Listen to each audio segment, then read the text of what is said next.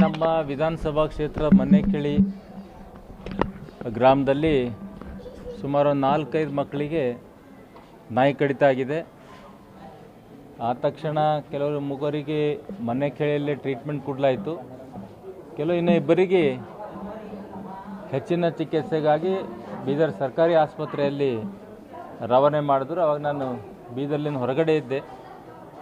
ಆ ತಕ್ಷಣ ಯಾಕಂದರೆ ಇಲ್ಲಿ ಯಾವುದೇ ಒಂದು ಆಸ್ಪತ್ರೆ PHC ಇರಲಿ, CHC ಇರಲಿ, ಸರ್ಕಾರಿ ಆಸ್ಪತ್ರೆ ಇರಲಿ, ಆ್ಯಂಟಿ ರೇಬಿಸ್ ಆಗಲಿ, ಆ್ಯಂಟಿ ಸ್ನೇಕ್ ಇಂಜೆಕ್ಷನ್ಸ್ ಯಾವಾಗಲೂ ತಕ್ಷಣ ಅವೈಲೇಬಲ್ ಇರಬೇಕು. ಇವೆರಡು ಬೇಸಿಕ್ ನೀಡೆಡ್ ಇಂಜೆಕ್ಷನ್ಸ್.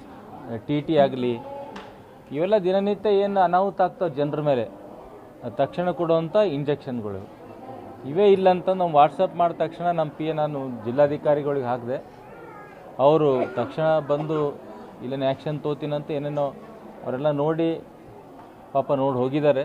ಅದನ್ನು ಕೂಡ ಮಾತಾಡಿದ್ರು, ಈ ಥರ ಆಗಿದೆ, ಅದು ತಪ್ಪಾಗಿದೆ, ಹಿಂಗೆ ಆಗಬಾರ್ದಿತ್ತು, ಇದೆಲ್ಲ ಬೇಸಿಕ್ ನೀಡಿದೆ, ನನಗೆ ಮನಸ್ಸಿಗೂ ಭಾಳ ನೋವಾಗಿದೆ ಅಂತ ಹೇಳ್ತಾಯಿದ್ರು.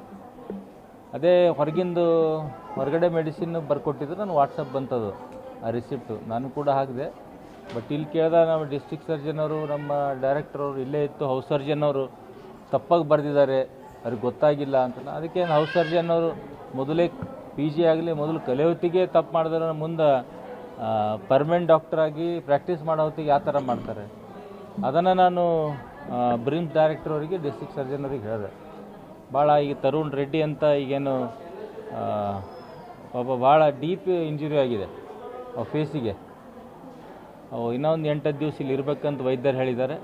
ಇನ್ನಿತರ ಬೇರೆ ಬೇರೆ ಪೇಷಂಟ್ಗಳು ಇಲ್ಲಿ ಭಾಳಷ್ಟು ಕಡು ಬಡವರಿಗೆ ಸರ್ಕಾರಿ ಆಸ್ಪತ್ರೆಗೆ ಯಾಕೆ ಬರ್ತಾರೆ ಅಂದರೆ ಭಾಳ ಕಡು ಬಡವರು ಬರ್ತಾರೆ, ಯಾರಿಗೆ ಹಣ ಕೊಡುವಂಥ ಕೆಪಾಸಿಟಿ ಇರಲ್ಲ. ಅವರಷ್ಟೇ ಬಂದು ಇಲ್ಲಿ ಟ್ರೀಟ್ಮೆಂಟ್ ತೊಗೊಂಡು ಹೋಗ್ತಾರೆ. ಹತ್ತದಲ್ಲಿ ಬೇಸಿಕ್ ನೀಡು ಸರ್ಕಾರಿ ಆಸ್ಪತ್ರೆ ಮತ್ತು ವಲಯ ಮಟ್ಟದಲ್ಲಿ ಹೋಬಳಿ ಮಟ್ಟದ ಆಸ್ಪತ್ರೆಗಳು ಬೇಸಿಕ್ ನೀಡ್ ಫುಲ್ಫಿಲ್ ಮಾಡ್ಬೋದು. ಅದು ಆಗ್ತಾಯಿಲ್ಲ. ನಾನು ಮೊನ್ನೆ ಚಿಡುಗುಪ್ಪ ಹೋಗಿದ್ದೆ, KDP ಮೀಟಿಂಗ್ನಲ್ಲಿ ಕೂಡ ಪ್ರಸ್ತಾಪ ಮಾಡಿದೆ.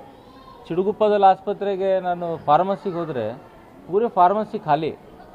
ನಾನು ಕೇಳಿದೆ ಡ್ಯೂಟಿ ಡಾಕ್ಟ್ರ್, ಏನಪ್ಪ ಹಿಂಗೇನು? ಇಲ್ಲ ಸರ್, 3 ತಿಂಗಳಾಯಿತು, ಮ್ಯಾಲಿಂದ ನಮಗೆ ಡ್ರಗ್ ಲಾಜಿಸ್ಟಿಕ್ಸ್ಲಿಂದೆ ಔಷಧಗಳು ಬರ್ತಾಯಿಲ್ಲ ಅಂತ ಹೇಳಿದ್ರು. ಅದು ನಾನು ಕೂಡ ಮೊನ್ನೆ KDPಯಲ್ಲಿ ನಾನು ಪ್ರಸ್ತಾಪ ಮಾಡಿದೆ. ಜಿಲ್ಲಾ ಉಸ್ತುವಾರಿ ಸಚಿವರು ಇನ್ನೂ ಟೆಂಡರ್ ಮಾಡಿದ್ದೀವಿ, ಇನ್ನೂ ಬರ್ತಾಯಿದೆ, ಅದು ಆರ್ಡ್ರ್ ಕೊಟ್ಟಿದ್ದೀವಿ ಅಂತ ಅವರು ಕೂಡ ಸರಿಯಾಗಿ ಸಮಂಜಸವಾಗಿ ಉತ್ತರ ಕೊಡಲಿಲ್ಲ ಜನತೆಗೆ. ಯಾವುದೇ ನೀವು PHCಗೆ ಹೋಗ್ರಿ, ಮೆಡಿಸಿನ್ ಕೊರತೆ ಇದೆ. ಅವರು ಯೂಸರ್ ಚಾರ್ಜಸ್ ಆಗಲಿ ಮತ್ತು ಅವರು ಡೆವಲಪ್ಮೆಂಟು ಏನು PHCಯಲ್ಲಿ ಇರುತ್ತೆ ಅದರಲ್ಲಿ ತೊಗೊತಾರೆ. ಅದು 1,50,000 ಬರುತ್ತೆ. ಅದರಲ್ಲಿ ಏನು ಸಾಕಾಗ್ತದೆ? ಏನೂ ಸಾಕಾಗಲ್ಲ. ಮಿನಿಮಮ್ ಒಂದು 5 ಲಕ್ಷ ರೂಪಾಯಿ ಕೊಟ್ಟರೆ ಒಂದು PHCಗೆ ಎಲ್ಲ ರಿಪೇರಿ ಆಗಲಿ, ಬೇರೆ ಬೇರೆ ಔಷಧಗಳು, ಎಮರ್ಜೆನ್ಸಿ ಔಷಧಗಳು ಪರ್ಚೇಸ್ ಮಾಡ್ಬೋದು. ಅದನ್ನು ಸರ್ಕಾರ ಹೆಚ್ಚಿನ ಸೌಲಭ್ಯ, ಹೆಚ್ಚಿನ ಹಣ ಕೊಡಲಿಕ್ಕೆ ಅದು ಇವರೆಲ್ಲ ಹಣ ಗ್ಯಾರಂಟಿಗೆ ಹಣ ಅಡ್ಜಸ್ಟ್ ಮಾಡೋದ್ರಾಗೆ ಇವರು ಈ ಸರ್ಕಾರದ ಕಾಲಹರಣ ಮಾಡ್ತಾಯಿದ್ದಾರೆ. ಅದಕ್ಕೆ ಬೇರೆ ಬೇರೆ ಬೇಸಿಕ್ ನೀಡ್ ಜನರಿಗೆ ಒಳ್ಳೇದಾದ ಏನು ಒಂದು ಕಡೆ ಜಾಸ್ತಿ ಕೊಡ್ತಾರೆ, ಒಂದು ಕಡೆ ಬೇರೆ ರೇಟ್ ಜಾಸ್ತಿ ಮಾಡ್ತಾರೆ. ಇದು ಪಾಪ ನಮ್ಮ ಬಡವರಿಗೆ ಅರ್ಥ ಆಗ್ತಾಯಿಲ್ಲ. ಸರ್, ಇಂಥ ಟೈಮಲ್ಲಿ ಕೊರತೆ ಇದೆ, ಆದರೆ ಸರ್ಕಾರ ಜನೌಷಧಿ ಕೇಂದ್ರ ಬಂದ್ ಮಾಡೋಕೆ ಕೊಟ್ಟಿದೆ.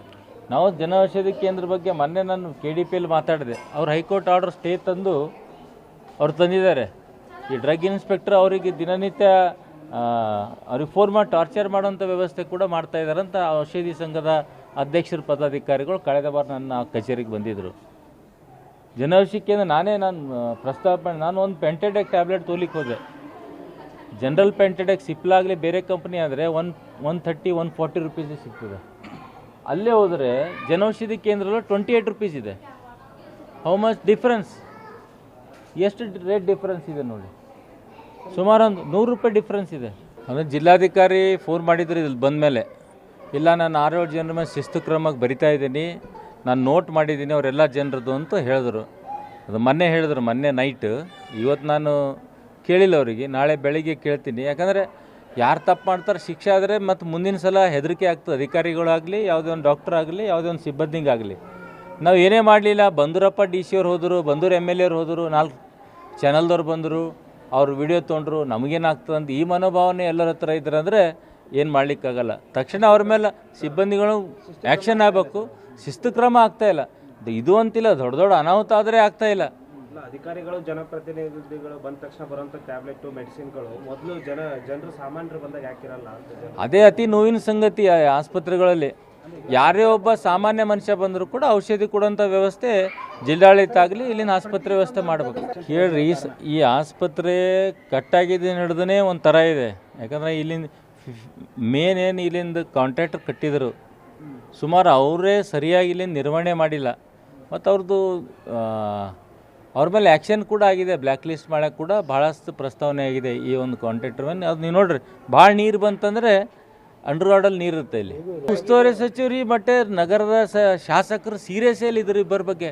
ಅವರಿಬ್ಬರು ಇದ್ರ ಬಗ್ಗೆ ಹುಚ್ಚನಾಯಿ ಬಗ್ಗೆ ನಾನು ಕಮಿಷನರ್ ಅವರಿಗೆ, ರಹೀಮ್ ಖಾನ್ ಅವರಿಗೆ ಮೀಟಿಂಗಲ್ಲಿ ಹೇಳಿ, ನಾನು ಅದೊಂದು ಕೇಂದ್ರ ಸರ್ಕಾರದೊಂದು ನಗರೋತ್ಥಾನ ಮೀಟಿಂಗ್ ನನಗೆ ಕರೆದ್ರೆ ಅವತ್ತು ಹೇಳಿದೆ.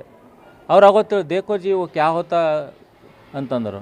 ಕಮಿಷ್ನರಿಗೆ ಹೇಳ್ದನ ಅವ್ರು ಇನ್ನೂ ತನಕ, ಯಾಕಂದ್ರೆ ಮೊನ್ನೆ ಇದು ಬೇಟಿ ಬಚಾವ್ ಚೌಕ್ ಹತ್ರ ಪ್ರಕಾಶ್ ರವಣೆ ನಮ್ದು ಒಬ್ರು ಲೀಡರ್ ಇದ್ದಾರೆ, ಅವ್ರ ಮೆಸೇಜಿಗೆ ಕಡಿತ ಆಗಿತ್ತು ಒಂದು 4-5 ತಿಂಗಳು. ಅದನ್ನು ಪ್ರಸ್ತಾಪ ಮಾಡಿದ್ದೆ ವಾಕಿಂಗ್ ಹೋಗೋರಿಗೆ. ನಾವು ಇಲ್ಲಿ ಎಲೆಕ್ಟ್ರಿಸಿಟಿ ಬಂದಾದಾಗ ಕೂಡ ತಕ್ಷಣ ಬೆಳಗ್ಗೆ ಎಲೆಕ್ಟ್ರಿಸಿಟಿ ಬಂದಾದರೆ ಸಂಜೆ ನಾವು ಪ್ರೊಟೆಸ್ಟ್ ಮಾಡಿದ್ದೀವಿ. ಮರುದಿನ ಇಡೀ ಜಿಲ್ಲಾಡಳಿತ ಇಬ್ಬರು ಸಚಿವರು ಶಾಸಕರು ಬಂದು ಇಲ್ಲಿ ನೋಡೋದ್ರು. ಏನು 10-15 ನಿಮಿಷ ಆಗಿದೆ, 10-15 ನಿಮಿಷ ಬಂದಾಗಿದೆ ಅಂತ ಈ ಥರ ಉಡಾಫೆ ಕ್ವಶನ್ ಮಾಡಿದ್ರು ಅವ್ರಿಗೆ. ಸರ್ಕಾರ ಯಾವ PSC ನಾಗೂ ಮೆಡಿಸಿನ್, ನಾನು ಇದಕ್ಕಿಂತ ಮೊದಲು ಅದೇ ಹೇಳಿದೆ, ನಾನು ಇನ್ನೂ ಟೆಂಡರ್ ಮಾಡಿಲ್ಲ, ಇನ್ನೂ ಟೆಂಡರ್ ಫೈನಲೈಸೇಷನ್ ಸ್ಟೇಜ್ದಾಗಿದೆ ರಾಜ್ಯ ಮಟ್ಟದಲ್ಲಿ. ಮೊನ್ನೆ 15 ದಿವಸಗಳ ಚುಡುಗುಪ್ಪ ಹೋದಾಗ ಕೂಡ ಇಡೀ ಮೆಡಿಕಲ್ ಸರ್ಕಾರ CSC ಏನು ಕಮ್ಯುನಿಟಿ ಹೆಲ್ತ್ ಸೆಂಟರ್ ಇದೆ ಚುಡುಗುಪ್ಪದಲ್ಲಿ, ಇಡೀ ಮೆಡಿಕಲ್ ಖಾಲಿ ಇತ್ತು.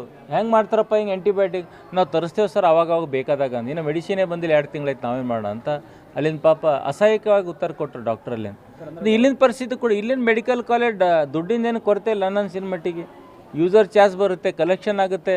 ಪ್ರತಿ 2-3 ತಿಂಗಳಿಗೊಂದ್ಸರಿ ಸುದ್ದಿಲಿ ಇರುತ್ತೆ, ನೀವು ಹೋರಾಟ ಮಾಡ್ತೀರಿ. ಈ ಆಸ್ಪತ್ರೆ ಶುರುವಾಗಿ ನಡೆದನೇ ಇದು ಇಲ್ಲಿ ಸುದ್ದಿದಾಗೆ ಇರ್ತದೆ ಆಸ್ಪತ್ರೆ. ನಾನು ನೋಡ್ತಾ ಇದ್ದೀನಿ, ನಾನು ರಾಜಕೀಯ ಇಲ್ದಾಗಿ ನಡೆದು ನೋಡ್ತಾ ಇದ್ದೀನಿ. ಇದು ಕ್ಯಾತ್ ಲ್ಯಾಬ್ ಡಾಕ್ಟರ್ ಅಡ್ಜಸ್ಟ್ಮೆಂಟ್ದಾಗೆ ಅವರು ನಡೀತಾ ಇದೆ.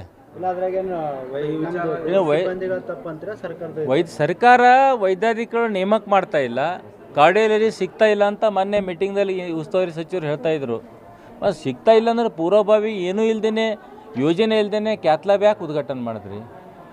ಪೂರ್ವ ನಿಯೋಜಿತ ಏನಾದರೂ ಒಂದು ಬಿಲ್ಡಿಂಗ್ ಕಟ್ಟಬೇಕಾದ್ರೆ ಎಲ್ಲ ಮೆಟೀರಿಯಲ್ ಸ್ಟಾಕ್ ಮಾಡಿ ನಾವು ಬಿಲ್ಡಿಂಗ್ ಕಟ್ತೇವೆ. ಇದು ಸುಮಾರೇ ಸರ್ಕಾರ ದುಡ್ಡಿದೆ, ಕೋಟಿಗಟ್ಟಲೆ ಹಣ ಪೋಲ್ ಆಗ್ತದೆ. ಈ ಕಟ್ಟದಂದ್ರೆ ಈಗ 1 ವರ್ಷ ಆಯ್ತು ಮಾಡಿ ಕ್ಯಾತ್ ಲ್ಯಾಬ್ ಅಂತ ಇದ್ದಾರೆ ಉಸ್ತುವಾರಿ ಸಚಿವರು. ಆದರೂ ಎಲ್ಲಿ ಜನರಿಗೆ ಯೂಸ್ ಎಲ್ಲ ಆಗ್ತಾ ಇದೆ.